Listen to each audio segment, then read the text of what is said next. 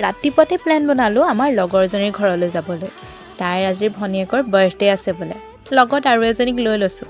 গোটেই ৰাস্তাত আমাক বিহু দেখুৱাই দিলে আকৌ দেই, কিন্তু এই নাজাৰাখিনিয়ে আমাৰ গোটেই কষ্টখিনি পাহৰাই দিলে। আহি পাওঁহি মানে 2টামানেই বাজিলে, কোনোমতে পালোহি। আহি পাই শুনিলোঁ বাৰ্থডে গাৰ্ল হেনো এতিয়ালৈকে আহিয়ে পোৱাহি নাই। চবেই তাইলৈকে ৰৈ আছে। মই সেইকাৰণে কেক চেক নকটাকৈ চিধা ভাতৰ পাতত বহিলোঁ। জানেই ৰাইজ মই খাই কিমান ভাল পাওঁ, তথাপিও এটা ৰুল মেইনটেইন কৰি খালোঁ আৰু অলপ চলপ। খাই উঠিয়েই চিধা বাহিৰলৈ ওলাই আহিলোঁ। আশে পাশেনো কি আছে বোলো চাই যাওঁ, কিজানি জেকপটেই হাত লাগিব পাৰে। আৰু দেখিলোঁ গৰুবোৰ ঘৰলৈ উভতি আহিছে পথাৰৰ পৰা।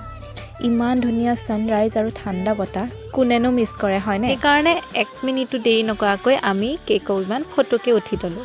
তাৰপিছতে ইন্দ্ৰদেৱতে ঘোষণা কৰিলেই নহয় বৰষুণ দিব বুলি। সেইকাৰণে লাহে লাহে ঘৰলৈকে গুচি আহিলোঁ।